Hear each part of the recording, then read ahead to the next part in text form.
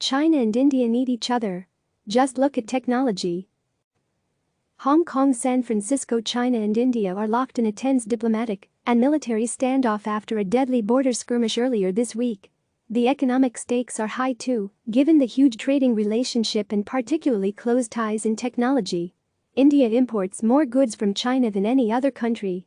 And over the past decade, India and China have enabled each other's rise as emerging technology powerhouses. Chinese tech giants have invested billions of dollars into India's biggest startups, while its smartphone makers dominate the country's market, and Indians have flocked to apps like TikTok. Now, the dispute threatens those ties.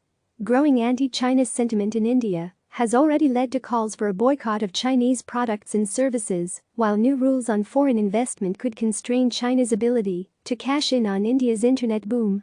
Deep ties. China has created a significant place for itself in India's technology sector over the last 5 years, according to a report published by Indian foreign policy think tank Gateway House. Unable to convince India to sign on to its global infrastructure project known as the Belt and Road Initiative, China entered India's tech scene by flooding the market with cheap smartphones from brands such as Xiaomi and Oppo and plowing money into Indian startups. Gateway House estimates that Chinese investors have poured some $4 billion into Indian tech startups since 2015. Alibaba, for example, has invested in Indian e-commerce company Snapdeal, digital wallet payment food delivery platform Zomato. Tencent, TCEHY, meanwhile, has backed Indian messaging company Hike and ride-hailing app Ola. Gateway House found that more than half of India's 30 unicorns, private firms worth more than $1 billion, have Chinese investors. And UI is still in the running to help build 5G networks in India's fast-growing internet economy, despite a US-led campaign against the Chinese company. China was hoping to be the dominant player in this internet market, said Amit Bhandari, fellow at Gateway House and co-author of the report. But earlier this year, India signaled it was taking steps to curb China's growing influence. In April, the government announced that foreign direct investments, FDI, from countries that share a land border with India would be subject to more scrutiny. Analysts say the new rules are vague. For example, investments in social media platforms that would raise questions about data storage and privacy will likely receive more scrutiny, Bhandari said. The government says the rules are intended to fend off opportunistic acquisitions and takeovers of Indian companies grappling with the fallout from the COVID-19 pandemic. They also appear to be aimed squarely at China. Pakistan, India's arch-rival, is not going to invest in India in any meaningful way, according to Bhandari, and the rest of the countries that share a border with India are small and not known for making large investments. It was directed at China, but not in a direct way, he said. Bhandari said tightening FDI rules was a message to Chinese firms that they can still export software and hardware to India, but they won't be able to dominate India's internet ecosystem. Basically, China will not have a free run in this market, he said. The government policy was initially met with skepticism by some in India's tech sector. Then a cross-border skirmish between Chinese and Indian forces broke out in May, resulting in minor injuries to troops. The incident, at a remote, mountainous crossing close to Tibet, was the latest in a long line of border flare-ups, and it fueled a fresh round of anti-China sentiment in India. Tensions ramped up considerably on Tuesday, when at least 20 Indian soldiers were killed during a clash with Chinese troops, according to the Indian Army. Redirecting China's influence, China is bristling at the negative attention. State-run tabloid The Global Times said in an article published earlier this month that India's move to tighten FDI rules shows the Indian government has been hijacked by domestic anti-China sentiment. The tabloid also criticized a recent app downloaded by millions of people in India called Remove China Apps that promised to help users scrub Chinese software from their smartphones. Google yanked it from its app store earlier this month for violating terms. If India allows narrow-minded nationalism to spread to the field of science and technology, it will definitely hurt its own interests in turn, The Global Times wrote.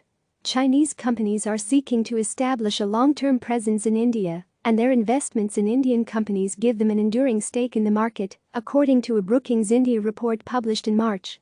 I don't think there's a widespread understanding of how difficult it would be to completely reduce India's reliance on China, said Anant Krishnan, former Brookings India fellow and author of the report. India relies on China for everything from heavy machinery and all kinds of telecom and power equipment to active pharmaceutical ingredients, said Krishnan, who is now a reporter with the Hindu newspaper. In his Brookings report, Krishnan estimated that the total current and planned investment from China into India is at least $26 billion. Trade between the two countries reached more than $87 billion in the 2018 to 2019 fiscal year, according to India's Department of Commerce. China was India's second largest trading partner that year, just behind the United States. But the relationship is one-sided. China exports far more to India than the other way around. These are structural dependencies on China which boycott campaigns aren't really going to address, he said. Krishnan said the recent tightening of FDI rules weren't aimed at stopping Chinese investment into India, but rather about redirecting Chinese investment to areas where it will be of greater use to India, into actual manufacturing facilities and generating jobs. Cutting off China could mean job losses for Indians. Chinese smartphone makers have already built factories and created jobs in India. India's emergence as the biggest overseas market for Chinese mobile phone companies is one of the most significant developments in China's relations with India over the past 5 years.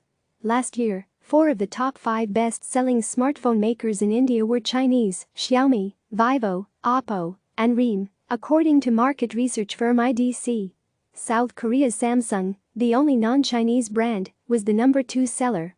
The India sales of those top Chinese smartphone brands totaled more than $16 billion in 2019, according to IDC. And all of them have manufacturing facilities in India. Doing so allowed the Chinese firms to both embrace Prime Minister Narendra Modi's Make in India program and avoid stiff import tariffs. Xiaomi manufactures 95% of the phones it sells in India locally. So if you're talking about cutting down the sales or shipment for these guys, it also impacts the factories that they have in India, which will absolutely affect Indian jobs, said Karanjit Kaur, an analyst with IDC. She added that campaigns urging Indians to boycott Chinese goods have happened before, during previous border skirmishes. But they never put a dent in sales of Chinese smartphones in India. So even though many Indians are vowing to cut off Chinese hardware and software, I really don't think it's going to change their buying decisions at all, Kaur said. They're so dependent on these Chinese phone ecosystems, there's hardly any other choices. Click subscribe to receive the latest news.